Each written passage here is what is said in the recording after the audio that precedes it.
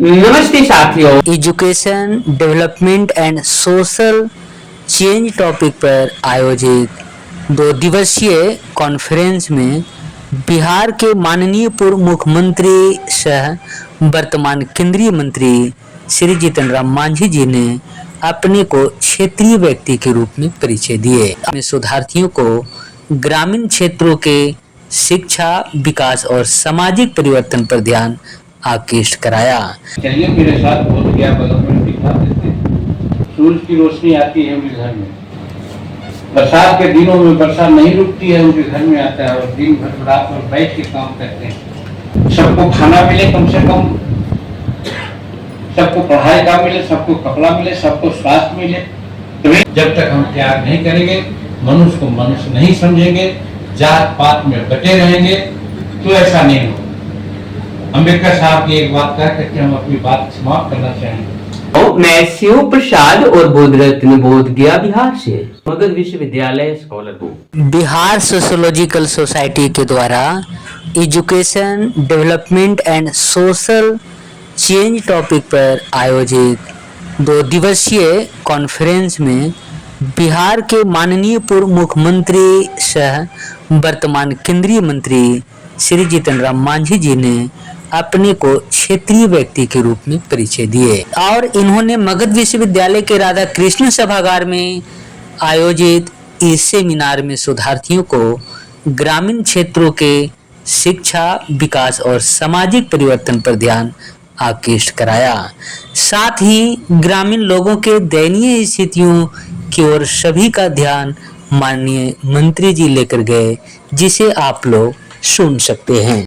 हम लोग कोई बाहर के नहीं है, हम बच्चों को खास करके शोधार्थी हैं, उनको कहना चाहेंगे कि आप इस रूप में भी जाइए कि हम जो गांव में वैसे आदमी आज है 22 कल्ला 25 कल्ला मकान है, लेकिन चलिए मेरे साथ बोध गया डेवलपमेंट दिखा देते हैं। ये ठहर नहीं है, वो जो सूरज की रोशनी आती है उनके घर में, बरसात के दिनों में वर्षा नहीं रुकती है, उनके घर में आता है और दिन भर रात भर बैठ के काम करते हैं, तो जाते हैं और सुबह फिर उनको पेट के भूख के लिए कमाने जाना पड़ता है। कैसा समाज की बात करते हैं, कैसे समाज की संरचना आप करना चाहते हैं? उसमें तो वही हो, सबको खाना मिले कम से कम, सबको पढ़ाई का मिले, सबको कपड़ा मिले, सबको स्वास्थ्य मिले, तभी ना एक सभ्य समाज की कल्पना कर सकते हैं। आजादी इसीलिए तो मिली है, लेकिन आज 78 साल आजादी के बाद भी हम लोग इस बातों की चर्चा किया, उत्तर तक पहुंचने में बहुत समय की जरूरत है, बहुत डेडिकेशन की जरूरत है और बहुत त्याग की जरूरत है। जब तक हम त्याग नहीं करेंगे, मनुष्य को मनुष्य नहीं समझेंगे, जात पात में बटे रहेंगे, तो ऐसा नहीं होगा। अम्बेडकर साहब की एक बात कह करके हम अपनी बात समाप्त करना चाहेंगे। अम्बेडकर साहब 1956 में जिस धर्म में पैदा हुए थे, उन्होंने कहा था कि उस धर्म में जन्मना मेरा बस की बात नहीं, लेकिन उस धर्म में नहीं मरेंगे, और उन्होंने बुद्ध धर्म को अपनाया।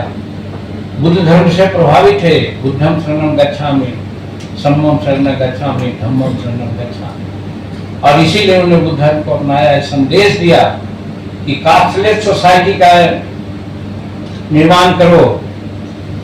जब हम जात के नाम पर जब तक बटे रहेंगे, इंडिया की सॉवरेनिटी या समाज की उन्नति संभव नहीं है। इसलिए हर समाज शास्त्रियों और विद्वानों को हम कहना चाहते हैं कि सबसे पहला काम सबके लिए शिक्षा और जाति विहीन समाज की कल्पना को मूर्त रूप देने में आप सहयोग दीजिए, तभी हमारा समाज आगे बढ़ सकता है। इन्हीं शब्दों के साथ मैं बहुत बहुत आभार व्यक्त करता हूँ। इसी के साथ आप तमाम लोगों को बहुत बहुत धन्यवाद।